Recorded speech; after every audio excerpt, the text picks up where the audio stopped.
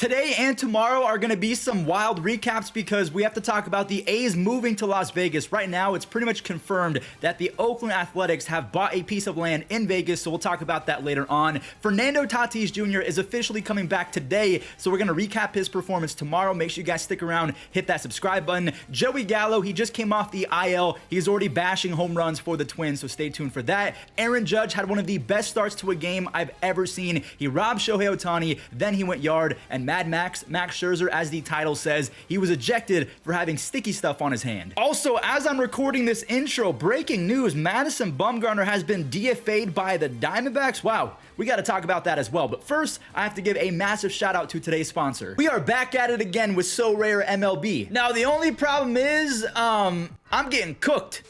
Now, luckily, I still have Patrick Sandoval going later today, but it is going to take a Herculean effort to beat the first place guy, Taylor Clark? Wait.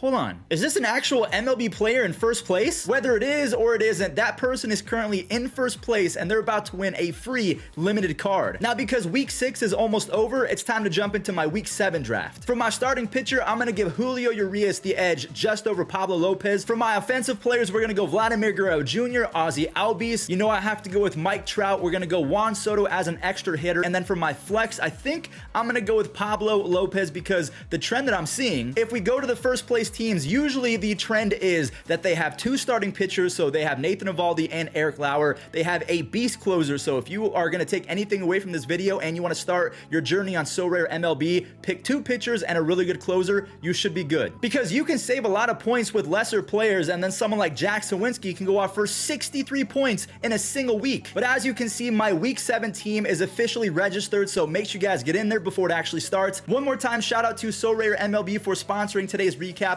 I've been having a lot of fun, even playing with other creators like Draftnik Mark and Shelfie. We've just been sending each other screenshots of our scores. So if you guys want to join the journey, click that link in the description down below, and we'll see you guys out there. The Angels and the Yankees were facing off yet again, and Aaron Judge is earning that historic contract. He is already off to a Judgian start to the season. He used all of his 6'7" frame to rob Shohei Ohtani. Angels fans, they were trolling on Twitter saying that it's not the first time Judge robbed Ohtani. They're inferring that Judge stole Ohtani of an MVP, but it's going to be a fun race yet again because Judge is not slowing down for anyone. 6 home runs, a 172 OPS plus, already has 2 stolen bases. Griffin Canning, I just want to give him a tip of the cap real quick because those were the only runs that he allowed yesterday against the Yankees. But the rookie starter, Johnny Brito, he was able to bounce back after his terrible start last time he was out there. He was stingy enough to not allow more than 1 run to score. The Halos, they showed some fight in the 8th inning. Former Yankee Gio Urshela, he tied it at 2 runs apiece, and the game was almost out of reach, but Aaron Judge, he saved the day yet again with another web gem. Now, Gleyber Torres, he stepped in extras with a runner at third base. He hit it far enough to where it was a non-play. Mike Trout, of course, was not able to throw him out. I don't even think that Bo Jackson or Roberto Clemente, Vladimir Guerrero Sr. can make that throw. The Yankees walk it off. They're now 11-7. A's fans, you might want to cover your ears and eyes for the next minute and a half because Ian Happ, he brought home Chicago's first of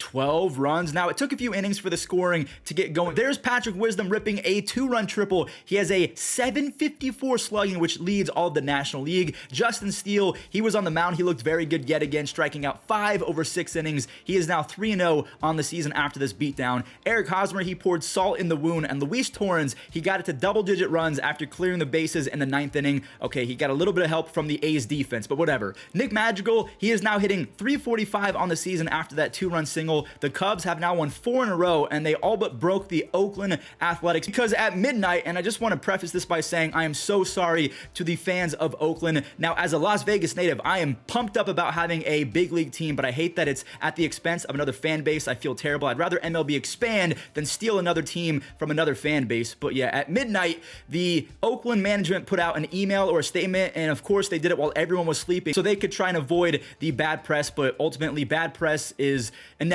And honestly, it's just been a bad last 24 hours because the A's ruined an amazing start from Mason Miller, who was out there throwing 102 in his debut. He's going to be incredible in my opinion. But yeah, the A's, they're most likely moving to Las Vegas after the A's pretty much agreed in principle to buy a piece of land that is directly across from the Allegiant Stadium in Las Vegas. So yeah, the Oakland A's are about to be the Las Vegas A's. I'm pumped up to make some content there, but again, I feel terrible for A's fans. I'm so sorry. The Astros and the Jays faced off. This was a weird start. Jake Myers ripped a 2-run double in the second inning, but that was it for a while. Jose Barrios, he ended up going 7 with those 2 runs in the second inning, but as you can see, Toronto, they couldn't get anything going off of Luis Garcia. The Jays, they don't strike out a lot compared to other lineups, so seeing Luis strike out 9 over 7 shutout, very impressive. Got to see more of that because he's been pretty shaky over the last few months. He barely got any action in the playoffs because of that, so again, good to see him shredding up a great lineup. Toronto's bullpen reared its ugly head. They gave up insurance runs to Jose Abreu and Kyle Tucker, and then there's a 3-run dagger, a 3-run bomb to Jeremy Pena. He's only hitting .211 on the season with a bunch of strikeouts, but he has 3 home runs, 12 RBIs, and 5 stolen bases, so still very good production. He'll break out soon enough. Similar to the last game, the Brewers and the Mariners started off hot with J-Rod. He's back on pace for another 2020 season, possibly 30-30 if he can heat up a little bit here soon. Now, things went quiet after that, just like the Astros and Jays game. Milwaukee starter Eric Lauer did not allow a single run after that 2-run home run to J-Rod, and Marco Gonzalez turned in his nastiest start in years. 9 strikeouts over 6 innings. He looked fantastic, and because he looked so good and efficient, Seattle let him go back out there for the 7th. Not the best idea.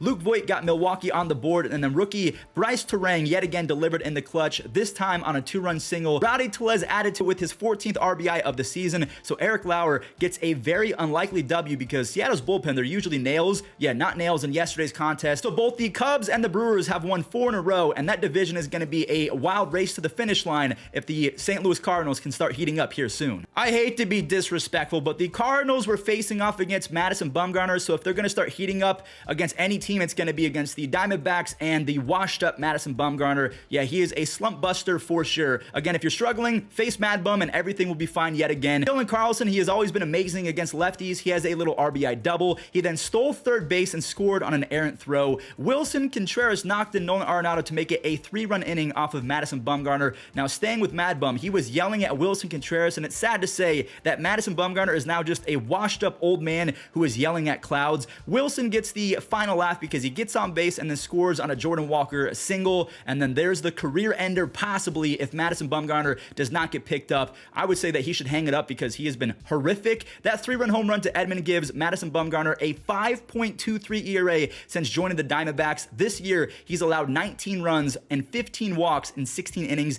Got to cut the cord, and they did. The scoring continued as Edmund ripped the Band-Aid off with a 2-run triple in the 5th, and my, Nolan Gorman is a real-life cheat code. That grand slam gives him 5 home runs, 18 RBIs, and a stupid 187 OPS plus. He's legit, and this Cardinals offense can be legit once everything is clicking. It's been a slow last few days, but they're back. And like I mentioned, the Diamondbacks cut the cord with Madison Bumgarner. They have officially DFA'd him, which means that they're going to be paying Madison Bumgarner to play for another team if another team takes a flyer. There's a lot of bad teams in baseball who could use an extra pitcher, so a free Madison Bumgarner, yeah, he's going to get a shot somewhere else. I can almost guarantee it. He's not done yet, sadly, because I want him to retire so bad. I want the legend of Madison Bumgarner to live on forever instead of what we've seen the last few years. So the Pirates saw both the Cubs and the Cardinals go off for a ton of runs. We know that the Pirates, the Cardinals, and the Cubs are all in the same division. Chicago scores 12. The Cardinals score 14. Well, I guess Pittsburgh also scored 14. So they matched St. Louis. Kutch, he started on a first inning double and a bunch of RBIs later. Pittsburgh is up 5-0. Jason DeLay is hitting .313 as a catcher, by the way. I just wanted to mention that before showing Andrew McCutchen's 4th home run of the year.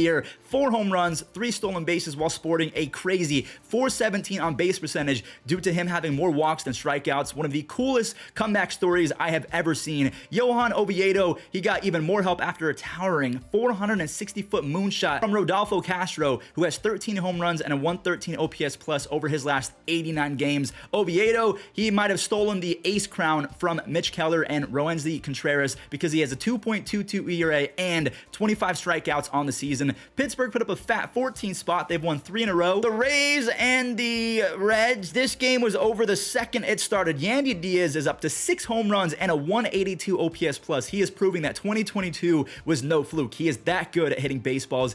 Isaac Paredes is proving that he loves not being a Detroit Tiger. Even though the Tigers have been playing better as of late, I'll tip my cap to them. Josh Lowe is finally breaking out. 2 home runs, 13 RBIs in his first 54 games, 4 home runs and 13 RBIs in 14 games this year. here. The Rays scored a bunch for Drew Rasmussen, who got back on track. He was lit up in his latest start, so him going 5 shutout with 7 strikeouts, that's more of what we're accustomed to in regards to Drew Rasmussen. Now, we did have some drama in the 9th where Reds manager wanted Pete Fairbanks tossed for being wild. I guess he didn't like his command. I know that he was trying to protect his players, but it seemed a little bit over the top. Pete has only thrown 4 innings this year because the Rays keep beating people up. He's still very much getting loose. We'll talk about Max Scherzer and the Mets right after this game. The Rangers, oh my God, the Royals, this was an absolutely embarrassing series. So we all know that the Rays are far and away first in run differential, but at second place, we have the Texas Rangers. I mean, I'll just roll the highlights because a bunch of guys gotten on this hit parade. Both Leody Taveras and Marcus Semien added another multi-hit and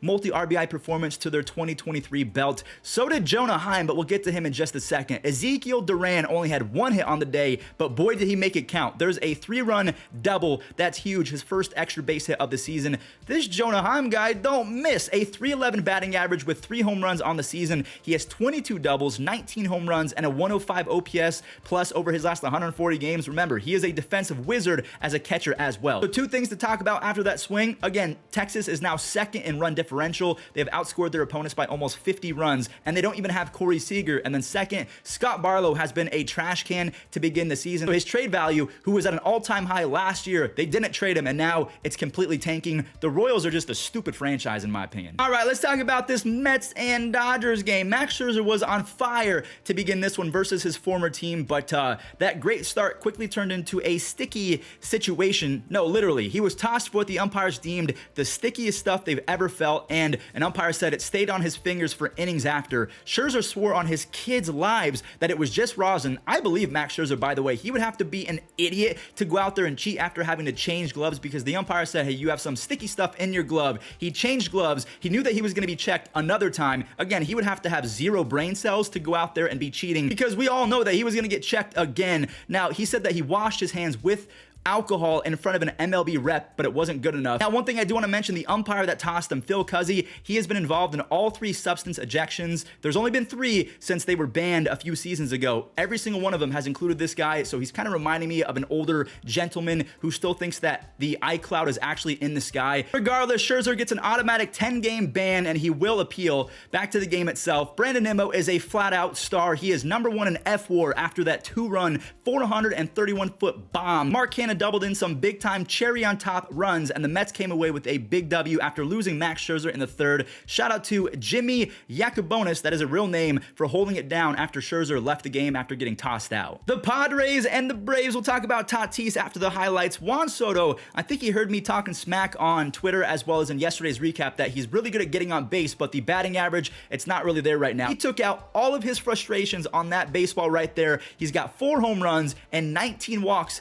to 18 strikeouts. So even though he's only hitting 194 on the season, the power's still kind of there, and he has a 121 OPS plus because his plate discipline is slump proof. He can hit 194 and still be an above average hitter. Nick Martinez bested the Braves lineup, which sucked for Charlie Morton because he was finally good. I haven't seen a start like this from Morton in quite some time. He struck out 5 over 6 really good innings, but Nick Martinez put up 0 after 0, 7 shutout, 6 punch outs. Josh Hader has 5 saves. And now it's time to talk about a prospect for the Padres, a kid by the name of Fernando Tatis Jr. Yeah, he's super talented. He is raking not only in spring training, but in AAA as well. He hit .515 with 7 home runs and 2 stolen bases, so the Padres are calling him up. This kid has a very bright future. All right, obviously I am joking. I cannot wait to see Fernando Tatis making his debut. He's in Arizona. He's facing off against Ryan Nelson. Michael Wacha is on the bump. This is a must-watch game, even though those 2 pitchers don't excite me. The Giants and the Marlins, shout out Alex Cobb for this beauty of a start. 8 punch-outs over 5 innings. He allowed 1 run on 1 walk. I wanted to tip my cap to him because his offense got smacked around by the Marlins pitching staff. Now, Trevor Rogers was dealing, but unfortunately, he had to leave with an arm issue. I hope that he's okay because the Marlins franchise cannot sustain another injury. They've already lost Sixto Sanchez for a lot of time. Max Meyer had Tommy John surgery. Please keep Trevor Rogers in your prayers. San Francisco basically got no hit by the Marlins pen, and they finally broke the dry spell with a long home run from Michael Conforto. Yaz, he then copied his teammate. He lifted off for a 2-run home run as well. So both he and Conforto have 4 home runs on the season. San Francisco does win the war of attrition, but they're 6-11 on the season. So where does San Francisco end up by the time that 2023 is all said and done? I don't know. The Phillies and the White Sox, Captain America is finally on the board. Listen, I know that David Wright has the nickname of Captain America, but Trey Turner put USA on his back this time around, so I'm going to give him the moniker just for this season. That's his first of the season. He is trying to catch up to Brandon Marsh, who has been one of the best players in baseball, a 370 batting average, 6 doubles, 3 triples. He is leading the league with a 208 OPS plus, also playing great defense with 1 outs above average already in center field. Castellanos and Stott doubled the scoring from 2 to 4. That's some quick math from me. I can do math in my head. Trey Turner had a second RBI later when he knocked in Bryson Stott. Taijuan Walker was solid. 2 earned runs, a few strikeouts, over 6 1/3, and Philly's offense is on fire. Just wait until Bryce Harper gets back. By the way, I don't know if Jose Alvarado is the closer now, but he should be. Craig Kimbrell has 5 earned runs and 6 walks in 8 innings. Yeah, that's not good. The Nationals and the Orioles. Baltimore got off to a hot start with a free bases loaded walk to Adley Rutschman, and Adam Frazier, he blasted off for a 2-run shot. He has a 113 OPS plus, which is over 100 points better than Colton Wong's negative 13 OPS plus, a negative 13 OPS plus. Colton Wong is just 5 for 51 with 0 extra base hits. Anyways, Kyle Bradish was back and better than ever. I love this kid. He could honestly be an ace going forward, even better than Grayson Rodriguez. Grayson has the higher ceiling, but Kyle Bradish, to me, he is so nasty. He's got 97 miles an hour on that fastball with devastating off-speed stuff. His slider is disgusting. He's still just 26 years old, so I'm curious who's going to be the ace in the future, whether it's Grayson Rodriguez or Kyle Bradish, because I like them both. Gunnar Henderson, he's off to a slow start, but it's nice to see him contribute with that RBI single in the 9th inning. Baltimore, they are tied with the Yankees at 11-7. The Orioles have won 3 in a row. Cleveland won this ball game on 1 swing from the captain himself, Jose. Well, he's not a captain because I feel like only captains exist in New York, but you know what I'm trying to say. The leader of this franchise, Jose Ramirez, connected on a mistake pitch. Can't leave it down the middle to J-Ram. He has a 141 OPS plus since 2017. One of the most talented players in baseball since that point. I feel blessed to have him on my squad. Cal Quantrill took advantage of the chilly Detroit air. He tossed 6 brilliant innings without allowing a single run to score. He needed that. The Tigers fought back with 2 home runs, and things got scary in the 9th against Class A. His velocity and command have both dipped, which is crazy to say because he still has 6 saves and a sub-3 ERA. So even when he's off his game, he's still disgusting. Cleveland, they are 10-9, but they only have 10 home runs on the season, and they have the 5th worst slugging and OPS in baseball. So yeah, we got to pick it up offensively. And when I say we, I mean I'm a Guardians fan. I bring up Cleveland's lack of offense because Minnesota has surprisingly been just as unproductive on the offensive side of things. I'll talk about the stats in a second, but this was a very good day at the office for Minnesota. Edward Julien can flat out rake. WBC, MLB, KFC, I don't care what it is, he rakes. And yeah, baseball is in big trouble if my friend is really back. Joey Gallo has 4 home runs and 10 RBIs and 23 at-bats. He's still striking out a bunch, but we could see 40 home run Gallo back in action. Trevor Larnach, he has some serious pop as well. So after scoring 10 in Fenway, Minnesota jumped to 23rd in runs scored and 25th in OPS, but they do have a 2.69 ERA as a pitching staff. Yeah, pitching-wise, they are one of the best in baseball. They're second behind the Rays for team ERA, so gotta tip your cap to them. I'm gonna show the web gems in just a second, but that does it for me. Thank you all so much for watching. If you enjoyed today's recap, make sure you leave a like and subscribe. We do these every single day. Again, thank you for watching and enjoy the gems. And a ground ball towards the middle. Backhanded by Terang. Jump throw to first. Got him. He did the old Derek Jeter jump and throw. Nice pick. Correa comes up firing to end the inning. Nice Good play by Tovar. Now the easy part. Just to buy him a little extra space. Notice how he gives that space in time, and so the 1-strike pitch is lifted out to left field. Jankowski angling back, and he reaches up to get it. Out to right center, pretty well struck. Hilliard reaches up. He's got it. A beautiful read. Oof. Right off the top of the glove.